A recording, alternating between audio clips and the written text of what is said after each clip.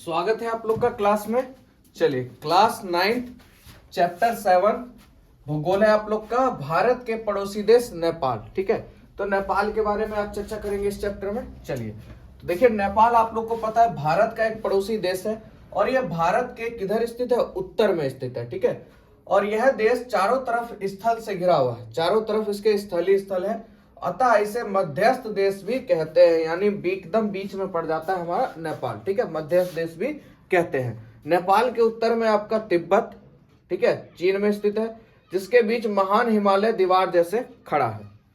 अन्य तीन तरफ से भारत के राज्य पड़ते हैं। ठीक है, आगे बात करते हैं। नेपाल के पूर्व में आपको सिक्किम मिल जाएगा एवं पश्चिम बंगाल मिल जाएगा।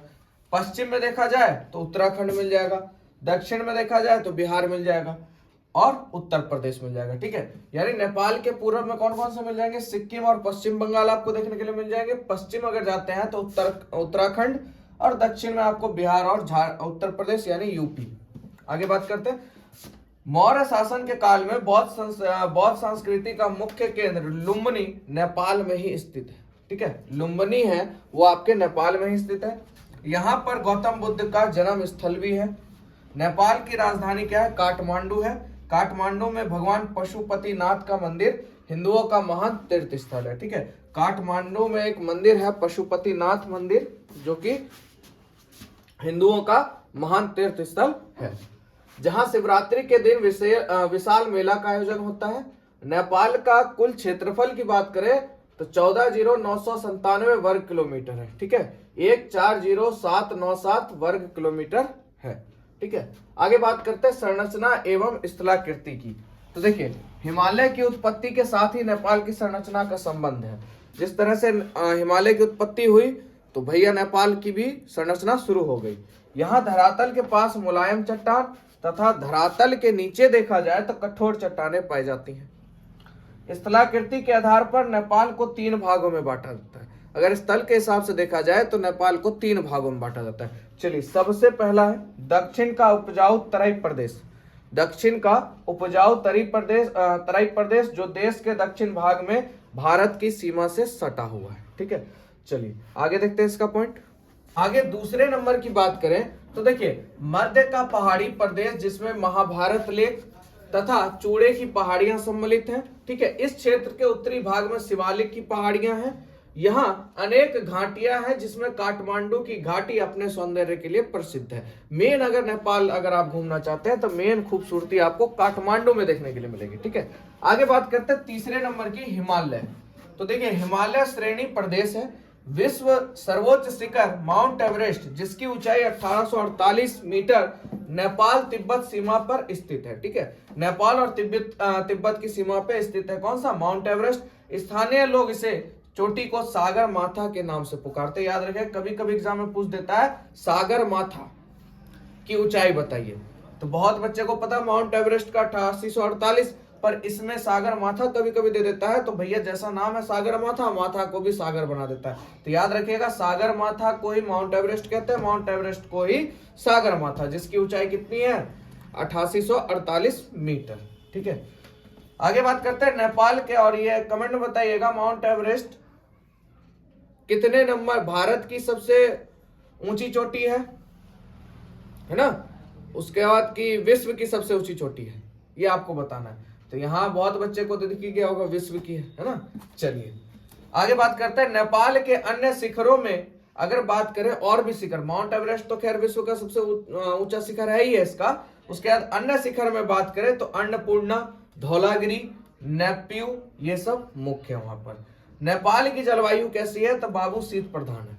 नेपाल की जलवायु कैसी है? शीत प्रधान है। ठीक है, आगे बात करते हैं इसका जल प्रवाह।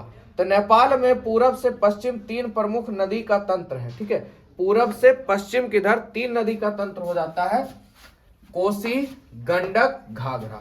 ठीक है, नेपाल में 3 नदी प्रमुख है आपके, और 3 नदी बहती है आपकी कोसी, गंडक, घाघरा। ठीक है, यहाँ की सबसे लंबी नदी अगर बात करें कर्णाली है। ठीक है, यहाँ की सबसे लंबी नदी कर्णाली है।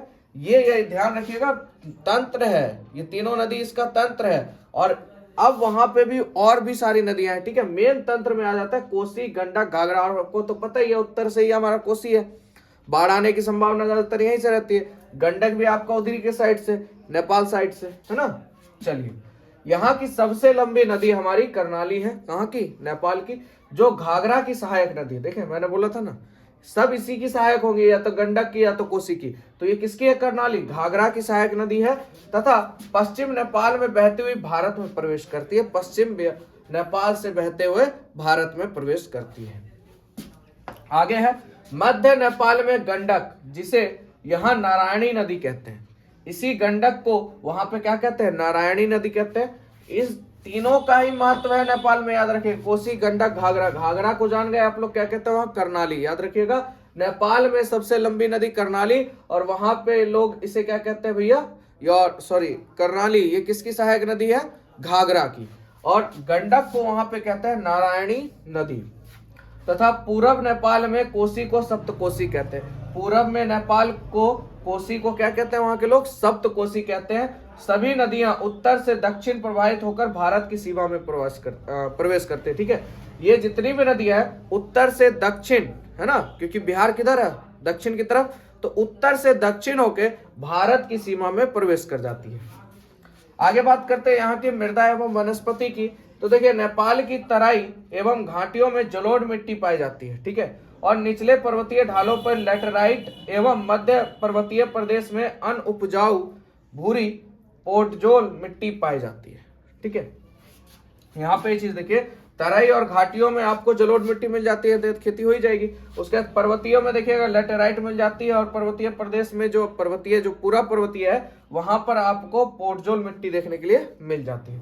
आगे बात कर लेते हैं इसकी।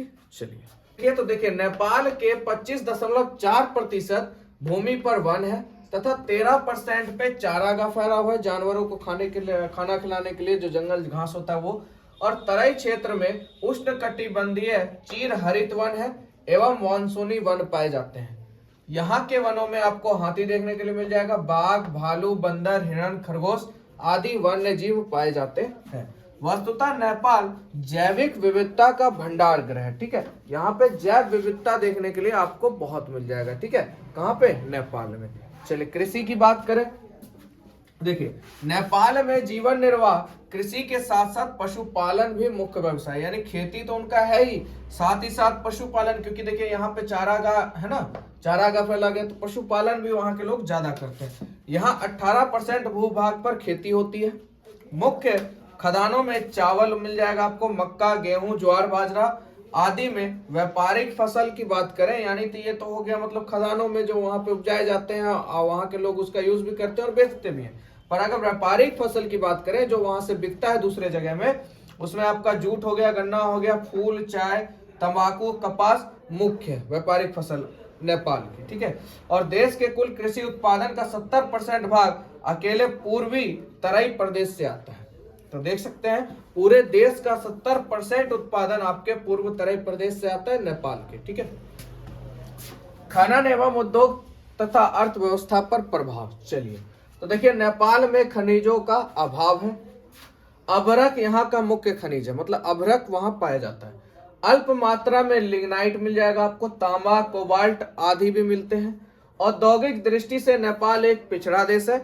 यहाँ सूती वस्त्र, चीनी, जूट, चमड़ा, वनस्पति तेल, तंबाकू, दिया सिलाई, कागज तथा लुगदी इत्यादि का निर्माण होता है। इसकी छोटी छोटी फैक्ट्रियां हैं वहां पर। ठीक है, चलिए व्यापार की बात करें तो यहाँ से सूती एवं ऊनी वस्त्र, खाद्य पदार्थों तथा जड़ी बूटी का निर्यात किया जाता है। यानी नेपाल से आपको सूती, ऊनी, खाद्य पदार्थ जो भी है खाने वाला, जड़ी बूटी, इस सब का निर्यात व्यापार के रूप में होता है।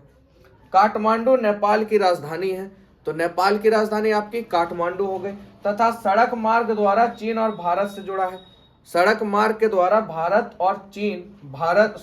सड़क मार्ग द्वारा चीन और भारत से जुड़ा है, दोनों तरफ से ये जुड़ा हुआ है, भारत से भी और चीन से भी।